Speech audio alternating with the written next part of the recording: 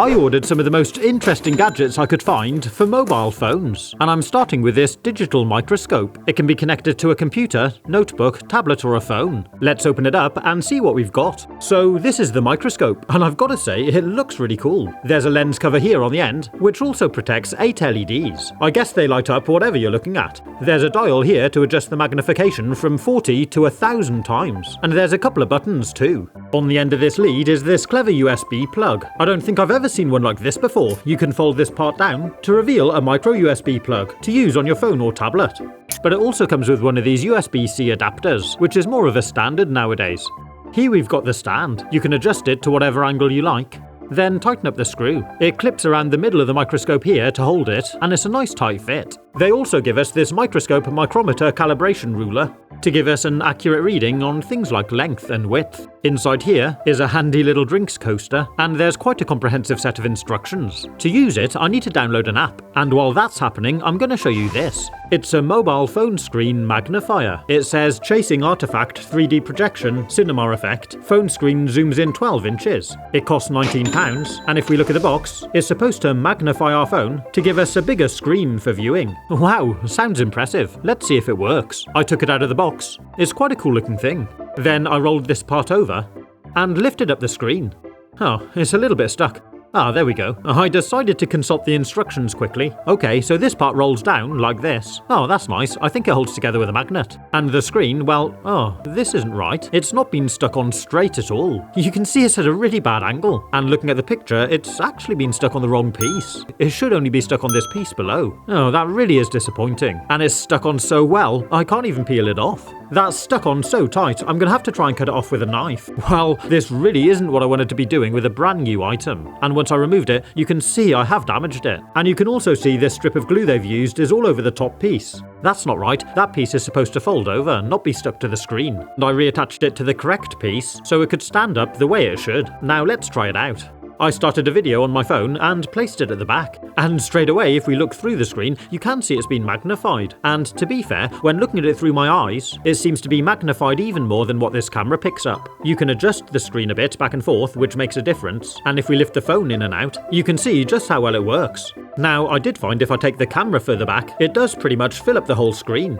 It works with this Fresnel lens, and when you're finished, you can just fold the lens down flat and roll over the cover, so it's nice and portable. I'd say this product does kind of work. It is a shame this one was put together wrongly, but it does definitely magnify the screen. But I found when you're using it, if you move your head around a bit, it does kind of change the perspective of the screen, and that might get annoying if you wanted to sit and watch something for a while. But next we're going to take a look at this. It's a light bulb, which we're supposed to be able to control from our mobile phone. It only costs £7, but just how easy is it to set up? I took it out of the box, and it looks kind of like a regular light bulb. This has got a bayonet fitting on, but you can get them with all sorts. I'm definitely going to need the instruction manual for this one to work out what to do. So to start with, I have to download the app it recommends, then follow the instructions, set up an account, and you need to type in your internet Wi-Fi details. The instructions were all pretty straightforward, to be honest. It hasn't taken long, and the app seems pretty intuitive, so it should be up and running now, so let's give it a try.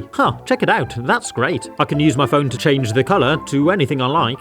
You can turn it on and off, and I can even dim it. But what's really cool is you can even sync it to music so it changes with the beat. You can have it set to turn on and off automatically. There's various scenes for colour changing programs you can try, and you can control multiple bulbs from the same app. And you can even browse and buy more products through the app. It also works with Amazon Alexa and Google Assistant. That's really impressive, and I definitely recommend it. And if you want to buy any of the products from this video, there's links in the description. And please do consider subscribing. Now, before I show you what's inside this box, I'm going to show you this really cool little phone stand. Take it out of the packaging, and there it is.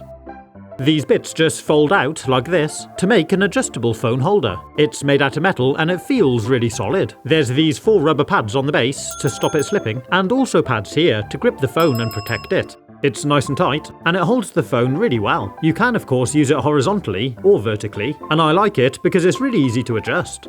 Also, if you do knock your phone, the rubber pads help to grip it and stop it falling over.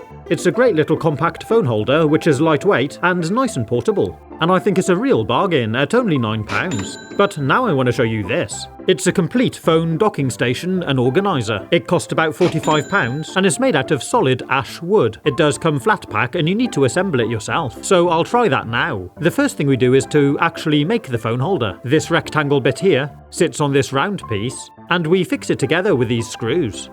That groove along the bottom is to thread through the phone charger cable and keep it concealed. Now this little piece just pushes in here and is what the phone sits on. It's a nice tight fit and check that out. That's really nice. The phone's just gonna sit on it here and again could be used either way round. But next we need to take the base plate and slide in this piece. There's one screw which holds it tight and it's really starting to come together. Then we need to take this little peg and fit it into the hole here. Again, it's a nice tight fit. Finally, there's this tray which slots in along here and tightens up with another screw. Then you can place the phone holder back on and that's it assembled. It's a really neat looking thing. So the idea is you put it on your desk or maybe a bedside table and you can use it for storing and organising some of your day-to-day things.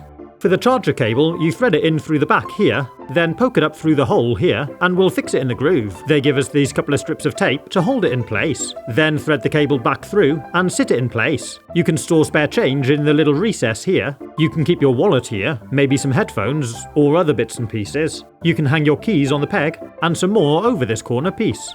And this clever little piece here is actually to hold a watch. You can place your glasses in here, and there's even a couple of pen holders. It's a really well thought out way to organise your stuff. Your phone sits on the holder and plugs in, and it's free to rotate. It feels nice and robust and well built, and I think it's a cracking thing to help keep things tidy. And now it's time to try out the microscope we looked at earlier.